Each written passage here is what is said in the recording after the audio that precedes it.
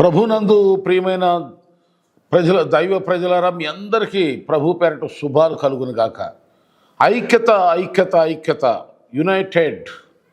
మనందరం ఐక్యతగా ఉండాలని కోరుకుంటాం. అన్ని చోట్ల, ఇంట బయట ప్రతి చోట కూడా ఐక్యతను ప్రేమిస్తామని కోరుకుంటారు. కానీ ఐక్యత కొనసాగాలి, ఐక్యత నిలబెట్టాలి, ఐక్యత అభివృద్ధి పొందాలంటే బైబిల్ చెప్పే 5 సూత్రాలు ఈ సమయంలో నేను చెప్తాను. బైబిల్లో నుండి మీరు జాగ్రత్తగా ఆలకించండి. ఇక్కడ ఎఫెసీ పత్రిక 4:3 ఉంది నేను చెప్పే ఈ 5 సూత్రాలు. చూడండి, ఐక్యత అభివృద్ధి అవ్వాలంటే ప్రేమతో సహించాలి. ఒకరి ఎడల ఒకరు ప్రేమ. రెండవదిగా చూస్తే మనం పిలువబడిన పిలుపు తగినట్టుగా ఉండాలి. మనం ఎందుకు పిలువబడ్డమా ఆ సిచ్యువేషన్ తగినట్టుగా మనం ఉండాలి. మూడవది దీర్ఘశాంతంతో కూడిన దీర్ఘశాంతం ఉండాలి. నాలుగవదిగా సంపూర్ణ వినయం ఉండాలి. ఐదవదిగా సాత్వికం ఉండాలి. ఈ 5 లక్షణాలు ఉన్నాయి అనుకోండి, ఐక్యత అభివృద్ధి అవుద్ది. మరలా చెప్తాను, ఒక్కొక్కటి చిన్నగా చెప్తానండి.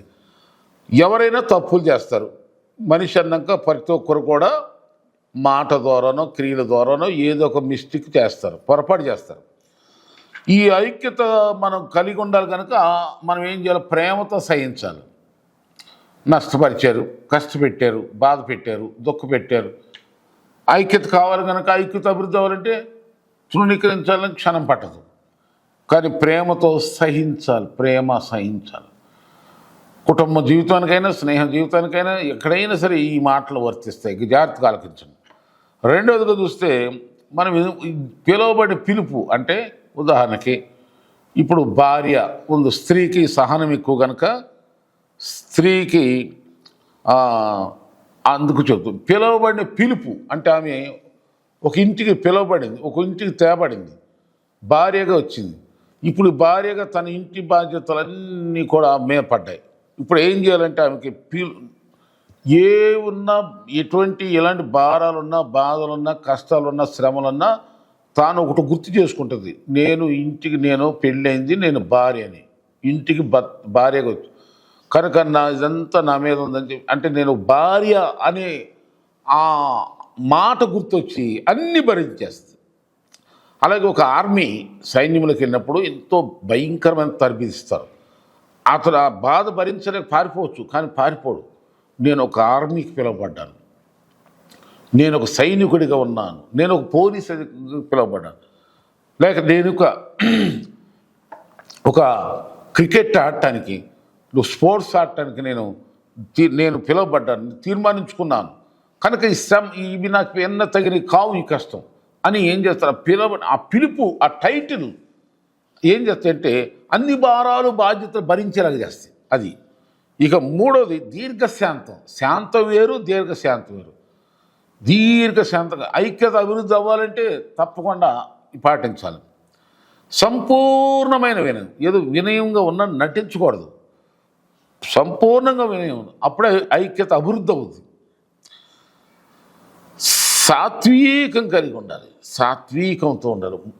సాత్వికంగా అంటే సాత్వికం ఎన్ని తుఫాన్ లాంటి, ఏ విధమైనటువంటి మన సునామీ లాంటి ఎలాంటి సమస్యలు వచ్చినా కానీ సాత్వికం ఉండాలి. మనుషుల ద్వారా, శత్రువుల ద్వారా, సైతాన్ ద్వారా రకరకాలుగా ఎలాంటి తనక బెనకకుండా. అందుకని మోషేని గురించి భయపడుతుంది. భూమి మీద మోషేలని సాత్వికుడు ఎవడు లేడంట. యేసుప్రభువు నేను సాత్వికుడు అన్నాడు. అంటే ఎంతమంది ఎన్నన్నా భరించి పట్టించుకోకుండా ఓర్చుకునేటువంటి గుణమే సాత్వికం. నీ యొక్క ధ్యేయమేదో, నీ గురేదో, నీ యొక్క ఉద్దేశం ఏదో దాన్ని నెరవేర్పు కొరకై ఒక భార్యాభర్తలకు ఉన్నారు, కుటుంబ జీవితం గడుపుకోవటానికి, సంఘ సహవాసం కొనసాగటానికి, సంఘపరంగా చూస్తే, స్నేహంలో చూస్తే, కంపెనీలో, ఉద్యోగాల్లో, వ్యవసాయంలో, వ్యాపారంలో, ఎక్కడన్నా ఈ 5 ప్రతి ఒక్కరికి అవసరమే. కనుక ప్రేమతో సహించండి ఐక్యత అభివృద్ధి పొందడానికి. అలాగే మీరు ఎవరో తెలుసుకోండి, ఎందుకు పిలువబడ్డ ఏమిటో మీ స్థితి తెలుసుకోండి. ఆ స్థితే నిన్ను నిలబెడతా. ఒక తండ్రిగా నేను తండ్రిని కనుక నేను బాధ్యతలు భరించాలని ఏ విధంగా ఒక మగవాడు ఫిక్స్ అయిపోతాడు అట్లా. అలాగే దీర్ఘశాంతం కలిగి ఉండాలి. దీర్ఘశాంతంతో ఉండండి, సంపూర్ణ వినయంతో ఉండండి, సాత్వికంగా జీవించండి. అప్పుడు అటు దైవికంగానే కానీ లోకపరంగానే కుటుంబపరంగానే ఏ రంగాల్లోనైనా సరే ఈ 5 లక్షణాలు ఉన్న చోట ఐక్యత అభివృద్ధి అవుద్ది. ఇవి లేవనుకో ఐక్యత దెబ్బతింటుంది. సేవకుల మధ్యలో కానీ, విశ్వాసుల మధ్యలో కానీ, సంఘాల్లో కానీ, అందరిలో కూడా ఎక్కడైనా సరే ఐక్యత అభివృద్ధి పొందాలంటే 5 సూత్రాలు పాటించక తప్పదు. మళ్ళీ ఏనండి, ఐక్యతలో అభివృద్ధి పొందండి. దేవుడు మిమ్మల్ని ఆశ్రయించిన గాక. ఒక మాట, ఐక్యత ఎక్కడ ఉంటుందో అక్కడ ఆశీర్వాదం ఉంటుంది. ఐక్యత ఎక్కడ ఉంటుందో అక్కడ ఆశీర్వాదం ఉంటుంది. ఐక్యత లేని చోట ఆశీర్వాదం ఉండదు. కనుక బాగా గుర్తుకుని ఐక్యతను అభివృద్ధి చేసుకోవడానికి 5 సూత్రాలు పాటించండి. ధన్యులు అవ్వండి. దేవుడు మిమ్మల్ని, మీ కుటుంబాన్ని దీవించి ఆశీర్వదించును గాక. ఆమేన్.